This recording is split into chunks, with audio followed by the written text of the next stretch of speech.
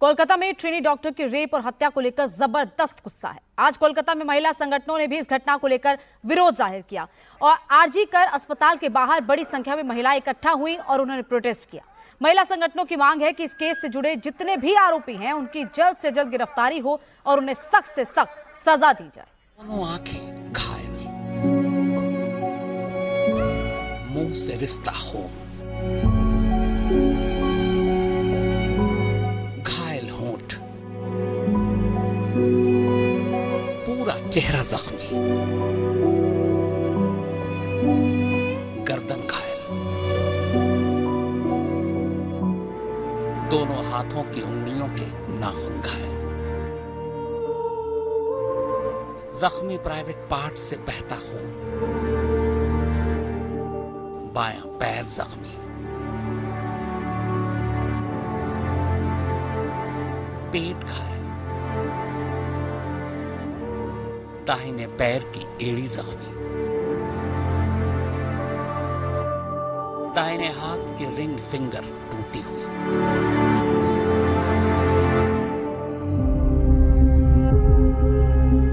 ये जख्मों की वो लिस्ट है जो कोलकाता की ट्रेनी जूनियर डॉक्टर के हिस्से आई है। जब तक होश में उसका साथ दिया और जब तक वो होश में थी। भारत में महिलाओं को कितनी इज्जत है। बंगाल में जहां महिलाओं को देवी का रूप माना जाता है, वहां एक महिला डॉक्टर के साथ जो हुआ वो सुनकर यू विल बी शॉक्ड। 36 घंटों के लिए लोगों की जान बचाने के बाद एज अ डॉक्टर आपको क्या रिवॉर्ड मिलता है? Rape, torture and murder. Yes, it was a murder.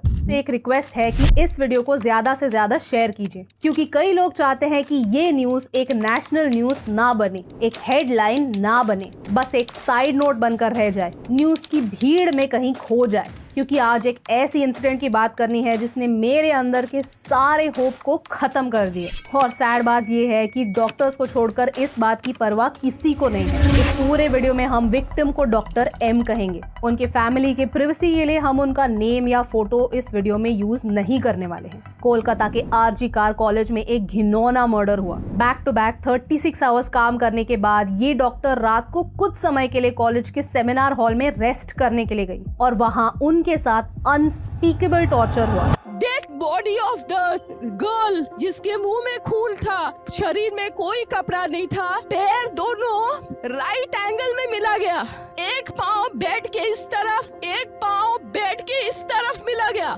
जब तक पेल्विक गर्डल नहीं टूटता है, इस तरह दो पाँव को नहीं चीरा जा सकता है। चश्मे को कूटा गया, जिसके वजह से आंखों से खून निकल गया।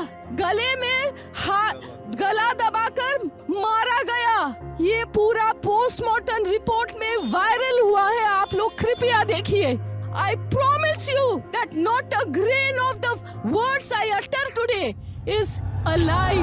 Bleeding from her eyes, bleeding from her mouth, bleeding from her vagina, injury all over her body, fractures। ये सरासर एक मर्डर है। सोशल मीडिया पर धीरे धीरे डिटेल्स बाहर आ रही हैं। You know the worst part, torture की डिटेल्स बरी करने की कोशिश की। डॉक्टर एम के पेरेंट्स को झूठ कहा गया कि ये मर्डर नहीं, एक सुसाइड था। केस बंद करने की हर वो कोशिश की गई जो की जा सकती है। Evidence was destroyed. In fact Twitter पर कुछ लोग कह रहे हैं कि उस कॉलेज में सेमिनार हॉल के ऑपोजिट रेनोवेशन शुरू हो चुके हैं ताकि कोई एविडेंस बच ही ना पाए। पुलिस इन्वेस्टिगेशन तक कॉम्प्रोमाइज हो चुकी है। डॉक्टर एम के मेंटल स्टेट पर सवाल उठाए गए। अरेस्ट की बात तो तब हुई जब प्रोटेस्ट की वजह से इस इश्यू को मीडिया अटेंशन मिला, लेकिन एक डीले की वजह से इन्वेस्टिगेशन सीरियसली कॉम्प्रोमाइज हो सकता है। Evidence can be destroyed.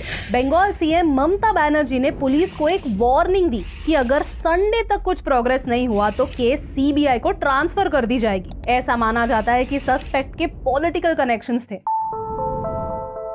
जहां रेप हुआ वहां कोई सीसीटीवी था ही नहीं, लेकिन पुलिस को उस एरिया में एक ब्लूटूथ हेडसेट मिला। फिर पुलिस ने जब ये हेडसेट कुछ सस्पेक्ट्स की मोबाइल से कनेक्ट करने की कोशिश की तो कोलकाता पुलिस वॉलंटियर संजय रॉय के फोन से ही ये हेडसेट कनेक्ट हुआ। द वर्स्ट पार्ट इज, इस सस्पेक्ट के अगेंस्ट कई एलिगेशंस थे, जैसे एक्सटॉर्शन, इंटिमिडेशन और थ्रेट्स अगेंस्ट विमेन। उसने 2022 में अपनी प्रेग्नेंट वाइफ पर भी असॉल्ट किया था और कुछ हफ्तों पहले एक फीमेल डॉक्टर के साथ छेड़खानी भी की थी। फिर भी वो इतनी रात गए कॉलेज में क्या कर रहा था? ये मर्डर कंप्लीटली प्रिवेंटेबल होता अगर कॉलेज और पुलिस दोनों बैकग्राउंड चेक करते, स्टूडेंट्स की लाइफ की थोड़ी कदर करते।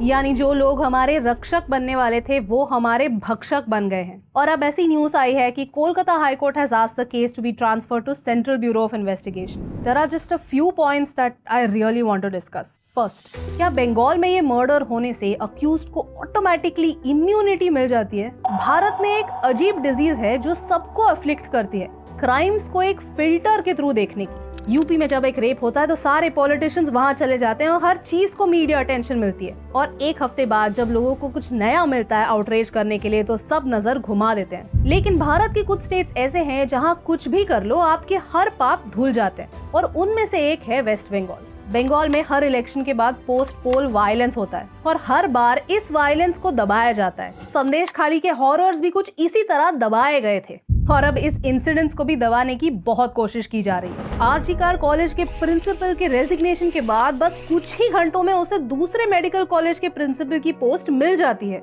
What does that tell you? Bengal is that dumpster fire that will keep burning and you'll keep hearing cries of the innocent but you'll ignore it because the color of the fire is not a color that you like. इस Twitter thread को पढ़िए. It tells you all about the court proceedings in Calcutta High Court where the parents appealed कि हमारे बच्चे की investigation सही तरह से नहीं हो रही है and just read the observations the Calcutta high court had. I mean state खुद कहता है कि हमें तो कोई प्रॉब्लम लगा ही नहीं, हमें लगा कि फैमिली इन्वेस्टिगेशन से खुश होगी, और वहाँ कैलकाटा हाई कोर्ट खुद कहता है कि मुझे नहीं लगता इस सिचुएशन में खुश ये शब्द फिट होता है। And I can't believe this is an actual interaction. The second point is Bharat में पॉलिटिशियन और बाबू लोग अपने पोजीशन का कुछ ज्यादा ही प्राइड रखते हैं, और क्यों ना रखें, उनकी सारी गलतियां हर बार माफ होती है ना। अगर आपके पॉलिटिकल कनेक्शंस हैं तो आपको लॉ एंड ऑर्डर का कोई डर है ही नहीं। पुणे पोर्शे केस में यही तो हुआ था। पॉलिटिकल कनेक्शन होना या फिर किसी पॉलिटिकल पार्टी का मेंबर होना यानी आपके सारे खून माफ, क्योंकि अगर आपने कुछ कर दिया तो पूरी सिस्टम आपको बचाने में लग जाती है। पुलिस आपके अगेंस्ट एविडेंस बरी कर देगी, इन्वेस्टिगेशन को पूरा करने के लिए सालों लग जाएंगे, कोर्ट में 50 सालों के लिए केस चलती रहेगी, अल्टीमेटली कुछ नहीं होगा और कुछ नहीं बदलेगा।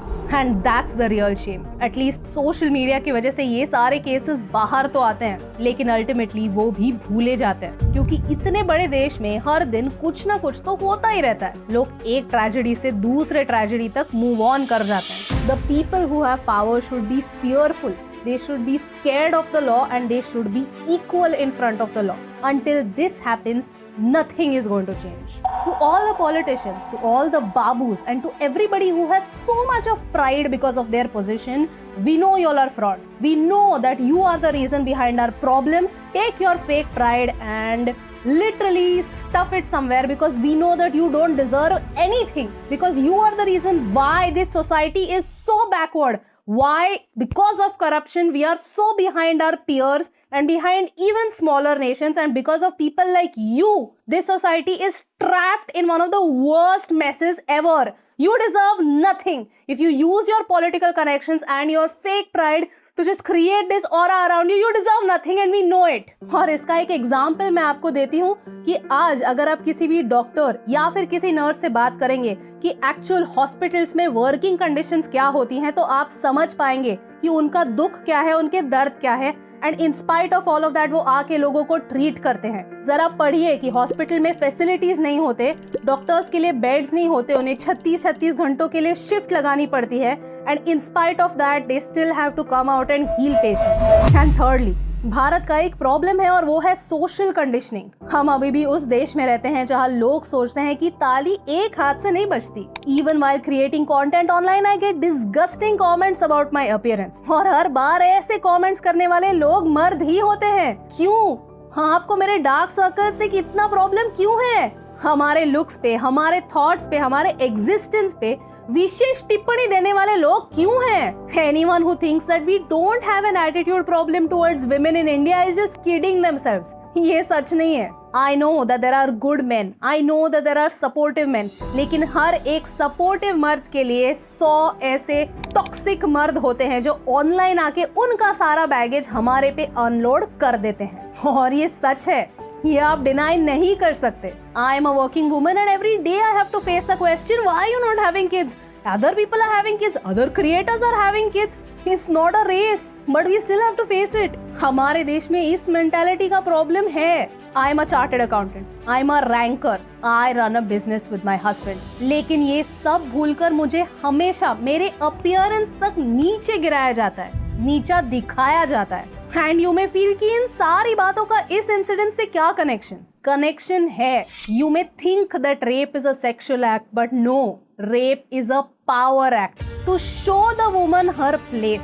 क्योंकि आज भी समाज में ऐसे लोग हैं जो उनकी पावर हमारे ऊपर थोपते हैं। Respect zero, ego hero. जब तक ये करेक्ट नहीं होगा तब तक कुछ नहीं बदलेगा। बदलना है तो भारत के मर्दों को अपनी नजर और अपनी सोच को बदलना ही होगा। As a country, we need to think if a man needs to rape a woman, to torture a woman to feel powerful in his life, so how much psychological help do we all really need? India is 50% women, और अगर हम चाहते हैं कि हम develop हो तो हमें टैलेंटेड महिलाओं की जरूरत है।